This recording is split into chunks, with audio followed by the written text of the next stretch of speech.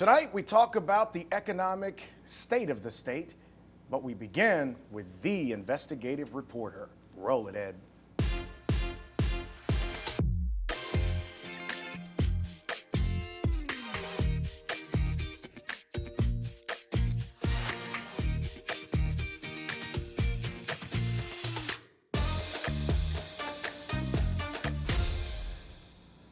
Got a good one for you this evening.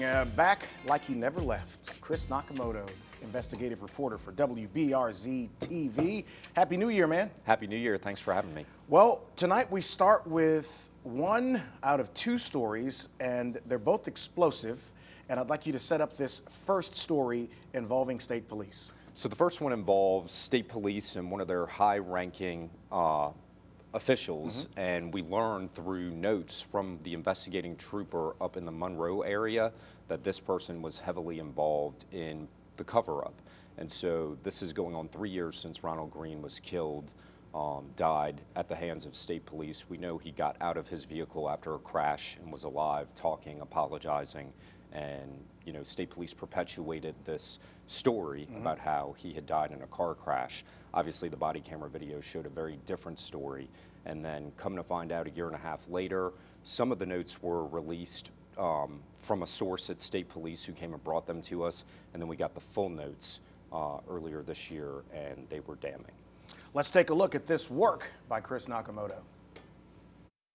First of all, I just want to thank everyone for the opportunity of being here. For more than a year now, we've seen her and interviewed her at the Capitol. I'm sitting in a room with so many people of power. Mona Hardin's long wait for justice after her son died while in state police custody. It seems to be so hard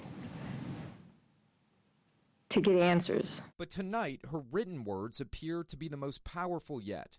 In a letter, she demands to know how Doug Cain can still be working, writing to the colonel of state police, quote, "The way your agency protects its own in the light of wrongdoing is likened to the action of a gang or other entity for organized crime.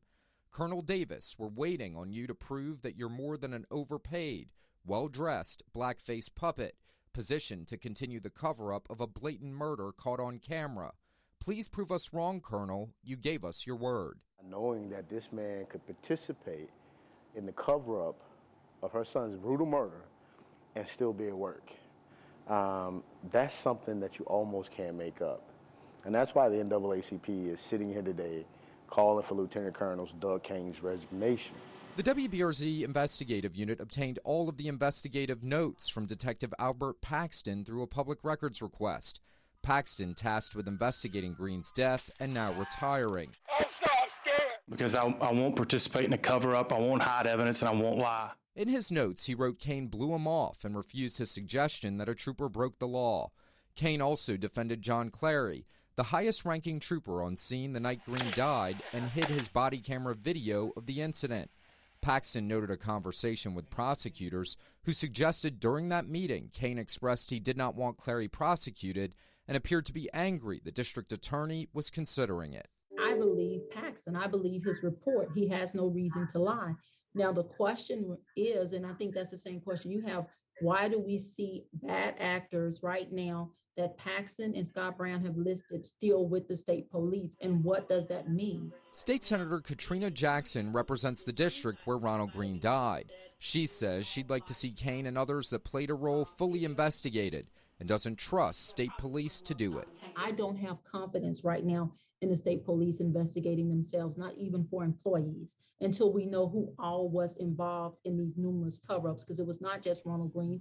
As the fallout grows from this case, many in state police are wondering themselves, how can Cain still continue to work? And Mr. Cain should not be in that role. Every time he goes to work, you are spitting in the face of the Green family. You are spitting in the face of Miss Mona Hardin, who has traveled down to Louisiana time and time and time again, expecting a grand jury indictment, and that has never come.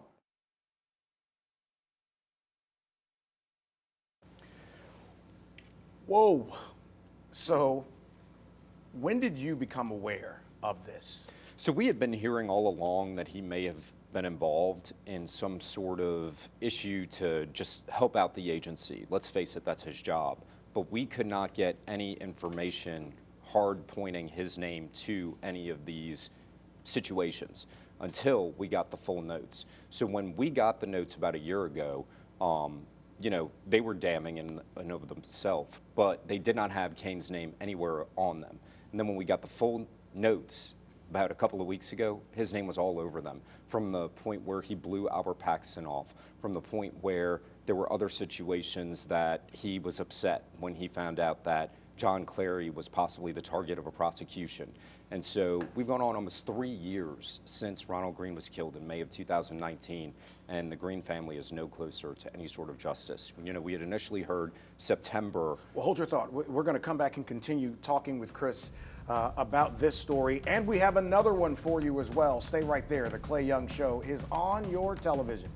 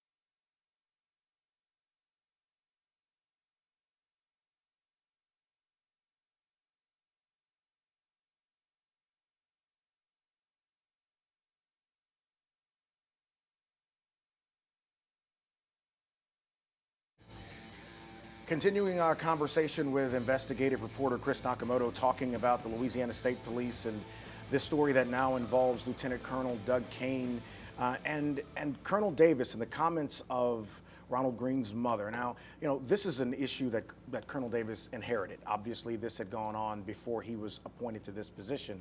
And by all accounts, he's working as hard as he can to try to, quote unquote, fix what's broken.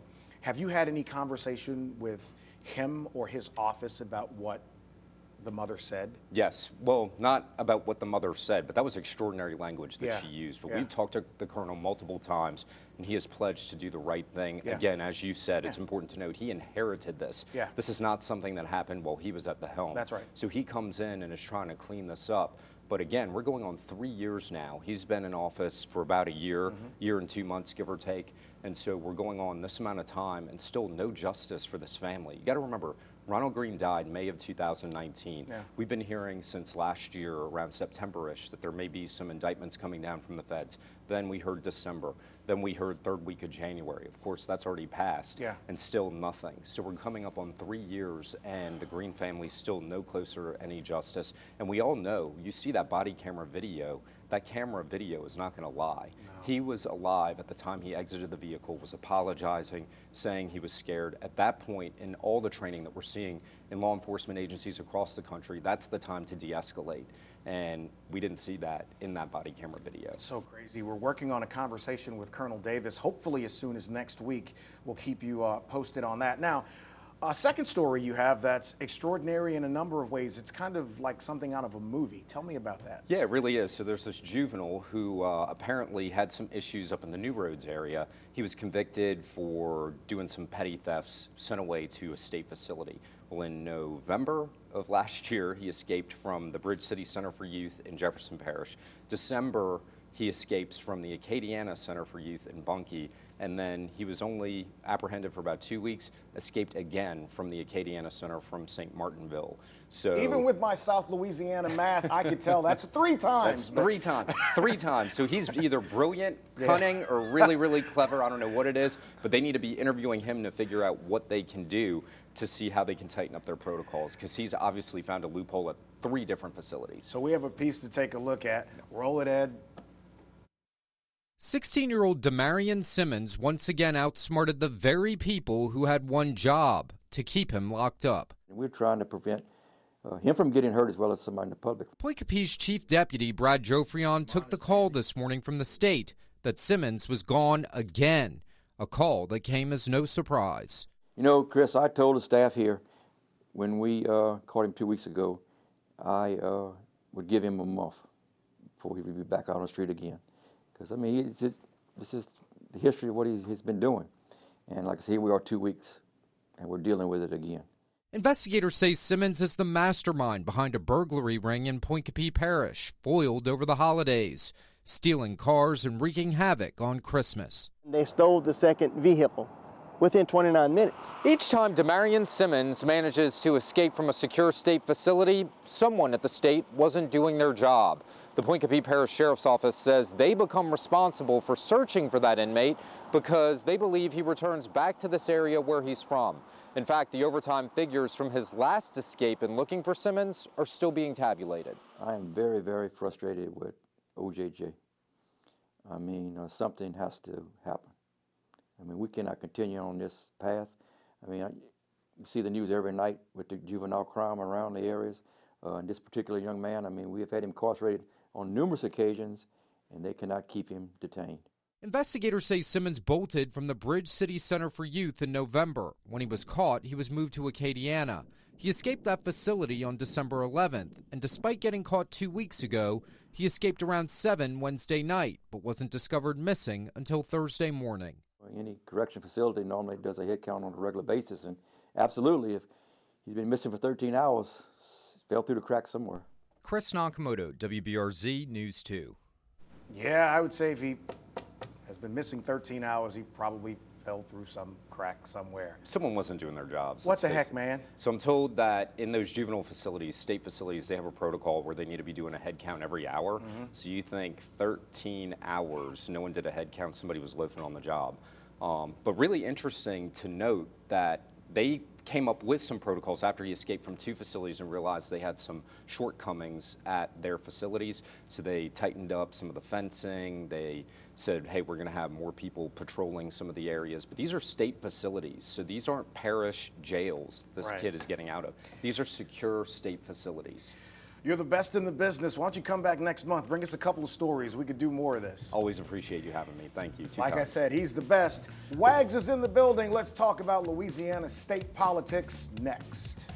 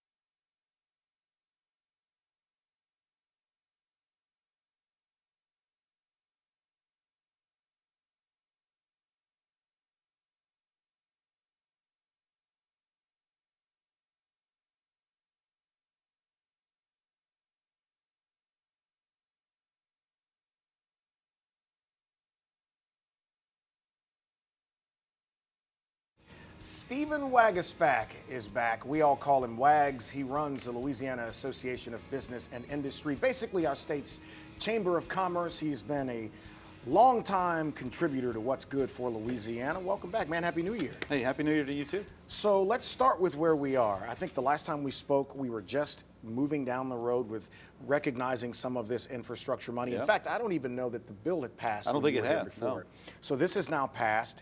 In addition to that, we've got state money for broadband. Vineeth Ilyongo was here maybe 3 weeks ago talking about that.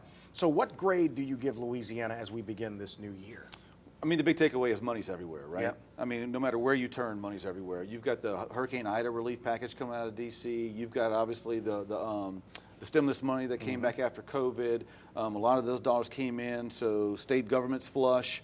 There are extra dollars coming in, which make tax revenues going up, and so there's a lot of dollars out there. So on the infrastructure piece, you're just starting to see the beginning of those grants come down. The first wave was this wastewater and sewer treatment grants. Now we're starting to see some of the levee protection dollars come in recent years. But look, over the next 4 years, you're talking what, $5 or $6 billion coming in to the state. In addition to some of the competitive grants that are going in, and as you know, Mitch Landrieu has been tasked to kind of distribute some of those. So, you know, it's a lot of options over the next couple of years where this is going to go. But one thing you know for sure, there will be dollars everywhere. So this is interesting. I was saying this to you before we started the show tonight. You've got Cedric Richmond, who is in the White House as a senior advisor. You've got now Mitch Landrieu, who is the infrastructure czar, because he's handing out checks. And now recently, Ted James is over the SBA for this region. There really isn't an excuse for Louisiana to end this decade far better than we started. And the truth is, we need those thumbs on the scale, because if you look at the way these grant processes work, let's be honest, this is a political process. And you're going to have an administration that's going to want to make sure a lot of those grants go to swing states for the next election cycle. We are not one of those swing states. We know where the votes are going to be. So thankfully, we've got some Louisiana guys on the inside who can say, hey, wait a minute, don't forget about the Bayou State, because they got needs there as well. So we're going to need them to kind of stand strong. And look, those are three guys that understand Louisiana's needs very well, and I'm glad they have the presidents here. If you were building the priority list, right, and because you touch every part of the state, because you're talking with the bigger companies in Louisiana, what would top your list? What would be the top 2-3 things? Yeah, every region has their own cause celeb, if you will. I would say for Baton Rouge, if it were me, I would do whatever it takes to get that Baton Rouge bridge done. And I don't care what the hurdles are. I would do whatever it takes to get the money in there to get that off the ground. And look, we know that's going to be a multi-year effort, but we got to get that done if we're going to truly make a difference in Baton Rouge. In Lake Charles, it's their bridge. And we've seen President Biden and Trump both the last 2 cycles say that's a big priority for the country. So that's got a good opportunity there. If you get to some of the more rural areas, man, it's more maintenance in some of these rural off-system bridges that are falling down. And when it comes to New Orleans and Baton Rouge especially, what I'd also say is putting some strategic money into our port system and dredging system can really make us competitive. Right now, when you see the supply chain issues going on around the world, you got ships stuck off of Long Beach. They really can't come here because we don't have the apparatus to receive them like a Mobile does. And so putting some strategic investments in ports in New Orleans and Baton Rouge could also be a game changer for the state. You know, the talk has always been about having the vision, the plan. We've got the list and never having the money. So the legislature is going to be deciding on a lot of this. And I'm going to start and then we'll take a break and come back. How do you keep politics from stagnating us being able to get it done? Well, you know, can you keep politics out of it? I haven't seen anything yet where you can. But what you can do is try to point it in the right direction best you can. And the good news is I think the legislature wants to use all of these additional dollars that are coming down from the feds for infrastructure, for one-time investments like infrastructure. And so the good news is I do think they've got their finger on the right pulse. And I think you see where folks are from. You know, the speakers from the greater Baton Rouge area, the Senate presidents from the greater Lafayette area. Those are areas that need capacity infrastructure important to them. So I see right now they are typically focused in prioritizing the right projects. We'll come back with Wags and talk a little bit more about what's next for Louisiana. And we're ahead of the NFL championship weekend. If my 49ers don't beat the Rams, do not expect Gordy Rush here next week, okay?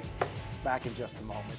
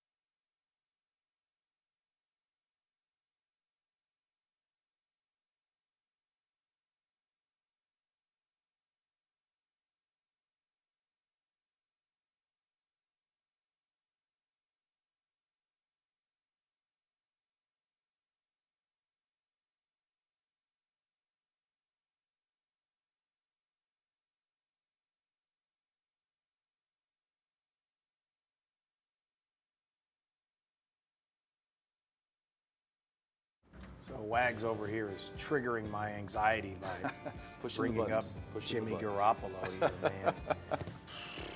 Anyway, we'll talk sports before we wrap up here Let's today. do it, man. Getting back to this, we're talking about the politics of spending this money here in the state, and you talked about all of the different regions. The other aspect of this, man, is in 2023, we're going to be electing new statewide elected officials in the legislature. Some people are leaving, some people are running again, and then, of course, there's a job at the top. So how does that factor into what's about to happen over the next year or so? Oh, it's huge. I mean, if you're looking for a political rhythm for the state for the next 2 years, in February they come in, the legislature does, for redistricting. They redraw all the lines for themselves and for, you know, Congress and everything. Once that session's done, it's like an alarm bell, dinner bell going off for everyone who wants to run for anything in this state to start making their calls, making their rounds, starting to, you know, garner support. So I want to like let everyone know out there. I mean, if you're going to get that call, ask those folks running to be bold in their agenda. So really, you know, set that clear expectation with them when they go to run, because that's how we're going to make sure these dollars are spent the right way. If folks say, yeah, I like you, you're a neighbor, I went to church with you, I know you forever, that's not enough. Tell them you want infrastructure, tell them you want these dollars going to priority projects, because then they'll go out on the stump and start, you know, promoting that. And that's critical for that next year and a half. So how many phone calls are you getting about running for governor? My phone is well used. I'll just say that. It's well used. Your phone is well. I'm sure it is. You know, obviously you know the state. You've been inside of an administration, and now in the last few years working with LABI, you're touching businesses, as we had talked about earlier, but you're also touching these communities. Yeah. And what's a necessity in Caddo Parish is not necessarily a necessity in East Baton Rouge Parish or Orleans Parish. So let's say you're not running, but let's say you're talking to the top candidates who are. Yeah. In what way would you instruct them to lead if elected? I think to be mindful of this. Right now, look, everyone knows there's going to be a book written on COVID one day, but there's going to be another book written about this era. And this is the book that's going to say that this is the era that the South took investment in jobs and resources and families from states like California and New York and Illinois, because people were leaving those places in droves, and they're coming south. And Florida and Nashville and Texas and Tennessee and all those areas are booming right now because of it. We are an outlier. Our GDP was actually shrinking in the last quarter. You know, we're the second worst GDP in the last quarter when everywhere else in the South is growing. We're losing people. Is that? Well, I think it's because we got to sell more than just joie de vivre. We got to sell policies. We got to sell a better tax code. We got to sell a better school system. We got to sell infrastructure. That's what the other states sell. They don't sell come down here and party with us. They sell come here and start a business, raise your family here. And I think if you take that seriously, I think there's no reason we can't be a vacuum cleaner state like every other state in the South right now. I mean, you look, 4.5 million people are here. All this money for infrastructure, things like broadband, drainage. I mean, there are so many positives on the horizon. And why wouldn't a company want to move here? Now, we've got to get the schools right, but everything is right ahead of us, which is where you want it in life. I think we should be optimistic about where we can be. Oh, I think so too. Look, we have the potential to be in a growth era, but we have to do more than just sell culture. And that's why the opportunity with these federal transportation dollars, and look, the state also, the legislature last year dedicated some state dollars towards it. If we can put big infrastructure investments in place, we can check that box a little bit. If we can be bold on education reform and give parents choice and mobility and bring in high quality charters, we can start to check that box on education. You start checking some of those boxes and add that to the culture cell we got, why can't we be the creme de la creme in the South as compared to these other states? Hey, man, bring it. Who are you rooting for this weekend? So I'm all Team Burrow. I'm all Team Burrow. So I would love to see a Super Bowl of Joey Heisman, versus the 49ers. See, Gordy, that's how you come onto someone's show and be a guest right there. Now I have an incentive for that. Okay. I want payback. When the Rams stole that game from the Saints a couple years ago in the blown call, I want the 49ers to help me exercise that demon, put the Rams in the ground. Let's get the Niners and the Bengals in the Super Bowl. So you know the last time the Super Bowl was in Los Angeles was in the mid-'80s when it was the Bengals and the 49ers. Oh, I remember that game. That was the game where Joe Montana threw that touchdown pass to John Taylor. You know, not that most people remember Rice from that game. Actually, Taylor caught that. And you know, it just shows you my weird knowledge. If Tim Krumrie, the Bengals defensive tackle, doesn't break his leg in the first quarter, they might have a little bit better of a game on stopping that run game, but you know, that changed that game for him. So. Jerry Rice caught, I think, 20 balls in that game. But Joe Burrow is a great ambassador for football, Louisiana. He's awesome. The kid is a stone cold killer. But I still want to know how Mahomes made that pass around the guy's arm. You know, you and I were talking about that. I mean, that sounded one of those Matrix type throws. I mean, he had to like literally go around that dude. And that's that old baseball experience. He threw a slider on that one. There's no doubt. You know, Melvin's been out in the parking lot since yesterday practicing that throw. He's only taken out 3 cars. So that's all right. So, man, you know, we'll be together in Washington as Louisiana takes over the district. That's right. So that's going to be good. Celebrating Louisiana culture in Washington. Richard Lipsey's the king, so it should be fun. Wags, thank you, brother. Hey, appreciate you. See you next week. Y'all have a great weekend. Go Niners.